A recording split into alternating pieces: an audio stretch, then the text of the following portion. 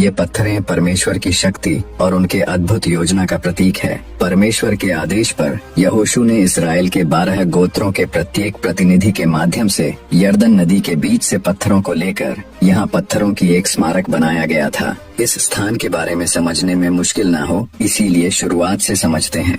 यहोशू के नेतृत्व में मिस्र से निर्गमन के दौरान यरदान नदी को पार करने और वादा किए गए देश में प्रवेश करने के बाद इस्राएलियों ने इसी स्थान पर पहला कैंप डाला था, जिसे बाइबल में गिलगाल कहा गया है। इसी स्थान पर रेगिस्तान में 40 साल भटकने के दौरान पैदा हुए इजरायली पुरुषों का खतना करके परमेश्वर के वाचा की नवीनीकरण किया गया था और इजरायलियों ने वादा किए गए देश में पहली फसह मनाया था। और कनान पर विजय के दौरान इजरायलियों के लिए यह स्थान एक केंद्रीय सैन्य अड्डे के रूप में कार्य किया था। इसके साथ यरदन नदी को पार करने के दौरान परमेश्वर ने यरदन नदी की पानी को 2 भाग में अलग कर दिया था। इजरायलियों के लिए यह चमत्कारिक अनुभव वैसा ही था जैसा कि परमेश्वर ने मूसा के द्वारा से लाल सागर को 2 भाग में अलग कर दिया था। इसी चमत्कारिक घटना को यादगार बनाने के लिए परमेश्वर के आदेश पर यहोशू ने इजराइल के 12 गोत्रों के प्रत्येक प्रतिनिधि के माध्यम से यरदन नदी के बीच से पत्थरों को लेकर यहाँ एक मानव पद चिन्ह के घेरे में पत्थरों की एक स्मारक स्थापित किया गया था,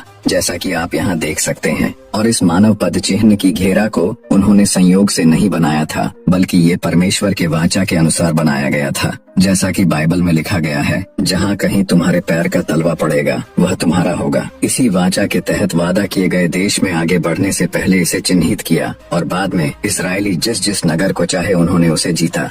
पत्थरों का यह स्मारक इतिहास का एक ऐसा स्तंभ था जो आने वाली पीढ़ियों के लिए शिक्षा का स्रोत और परमेश्वर की शक्ति और उनके अद्भुत योजना का प्रतीक बना।